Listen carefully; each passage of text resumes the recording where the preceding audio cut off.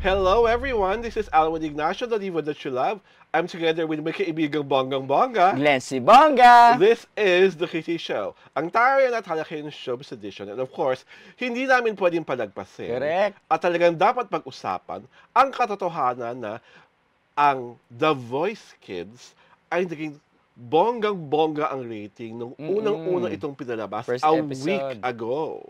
At ang dalawang major reasons kung bakit talagang patok na patok ang The Voice ay syempre pa, ang dalawang coaches dito ay 2/5 of the Southeast Asian South Superstar Group, ang SB19, si Pinudong Pablo Nace, at of course, ang the man with a big voice and Big heart. big heart, si Estel Ahero. Happy at nakakatuwa talaga ang kanilang online, television bardagulan, kada sabing show. Glenn, kwentuhan mo naman kami. Kamusta naman maging ang first episode ng The Voice kung saan talagang bibong-bibo kina Stel, si Pablo, at syempre pa si Julian at si Coach Billy. Yun nga, kumbaga collective effort siya, collab effort siya ng nung apat na coaches. Kumbaga minsan nag-stand out lang yung kila Pablo at saka kay Estel dahil nga may mga friendly at saka happy bardagulan yung dalawa. Ano samples ng mga friendly at happy bardagulan? Katulad na lang nung sabi ni, meron kasi isang contestant na bata, ang pangalan Wincel. Okay. Tapos sabi ni Stel, syempre 'di ba ko-convince nila yung bata na sila yung piliin, 'di ba? Sabi ni Stel, kaya pala Wincel, parang bagay tayo maging coach at saka 'di ba? Maggagawin siya mentor. Dahil Wincel parang katunog ng pangalan niya, nagra-rhyme, Stel, 'di ba? Eh nung last season nga, 'di ba? Win siya. Kaya Winstel. Okay. Winstel. Tapos sabi niya syempre sumagot si Pablo. Kaya siguro ikaw ang nanalo nung last season kasi wala pa ako. Panalo, 'di ba? Ang ganda, sabi lang. Oo, correct. Tapos syempre, 'di ba, lalo kumbaga ang patok na patok doon sa episode na 'yon, sa first episode, yung isang bata, si Makmak. Okay. What is so special about him? Yun nga, tatlong coaches yung umikot sa kanya, si Pablo, si Julian at saka si Coach Billy. Tapos di syempre gusto nila lahat Gusto nila yung bata na mapunta sa kanila. Naglapitan sila lahat isa-isa doon sa bata. Kasi it worked doon kay Julian na lumapit siya doon sa isang bata. Tapos sa lahat ng coaches siya ang pinili. So parang ngayon parang nila kay Julian na yan, parang nangyari na yan. So naglapitan sila.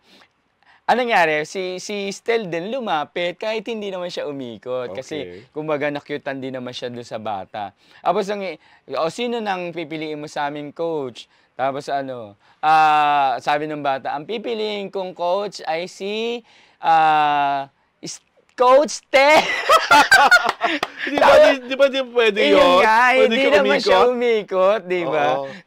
Tapos tawan-tawa yung audience, lalo na andun yung mga 18, di ba? Oo. Talagang sila Billy at saka si Pablo, talagang si Stel napadapa na lang na sa sobrang tawa niya kasi pinili, biray mo yan, ang grabe, sobrang lakas ng powers ni Stel na parang hindi na nga siya umikot, siya pa rin yung pinili.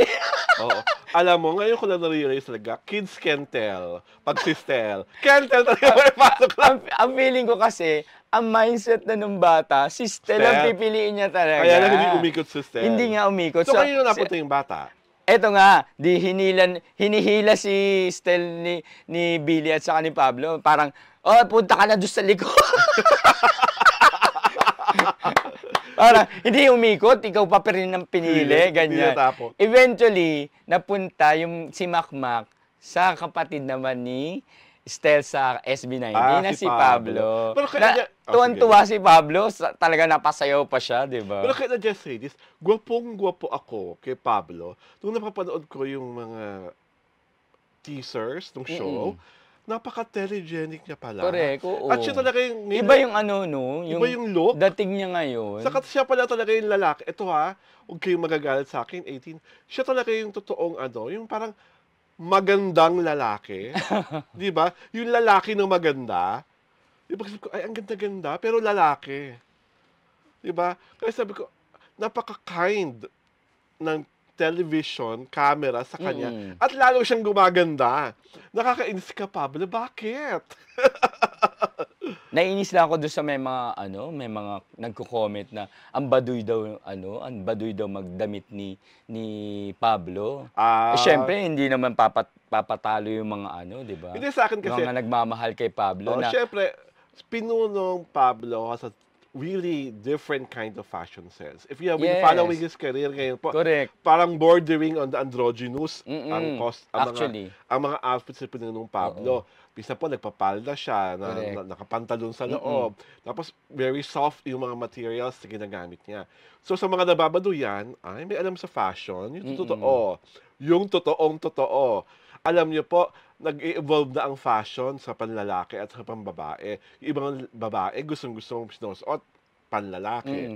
Yung ibang lalaki gustong-gustong sinusuot pambabae. Pero lalaking-lalaki pa rin. And that is what is happening to Pinunong Pablo now.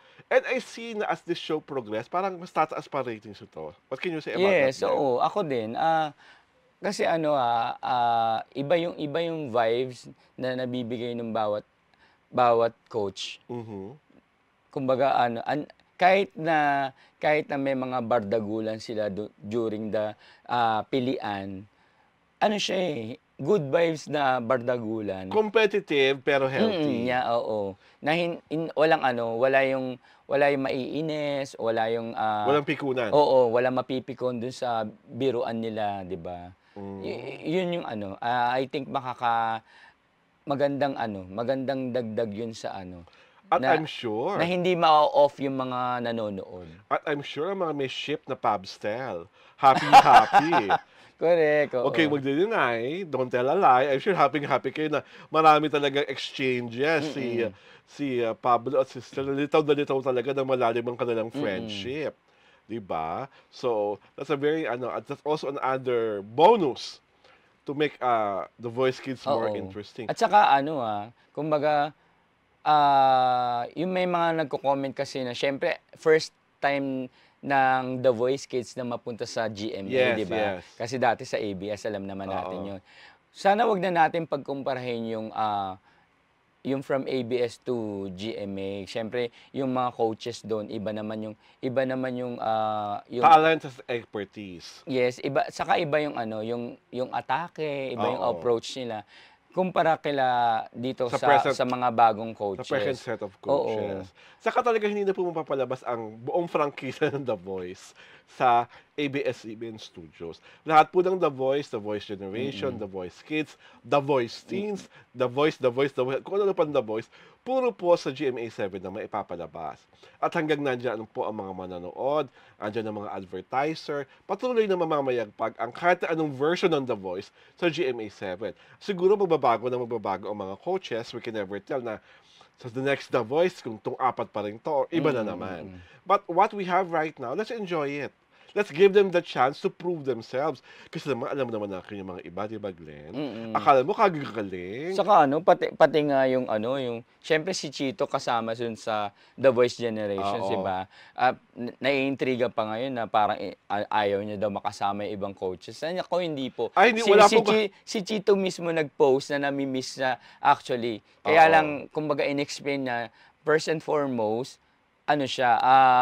siya ang band leader, siya ang mukha rin ng parokya ni Edgar. Na alam naman natin, napaka-busy rin at ang daming ginagawa. Saka time-consuming talaga ang taping ng The Voice. Sa isang episode, ilang bata? Ay, hindi ko nabilang actually. Pero marami-rami. Oo, pero marami-rami. Kumbaga, lahat naman yung mga coaches para nagkaroon ng parang nakakuha sila ng isang contestant para sa Doon sa mga team isinalang nila. ng Oo, first oo, episode. Oo. Diba? So, kami po ay tuwang-tuwa that Stel and Pablo are bringing sunshine and happiness sa The Voice Kids. Dahil dyan, ito po si Alwin Ignacio, The Diva That You Love. Kasama ko, ang aking kaibigan Bongga. Glenn Sibonga. Ito po ang The City Show, ang Tarian at Halakayan Showbiz Edition.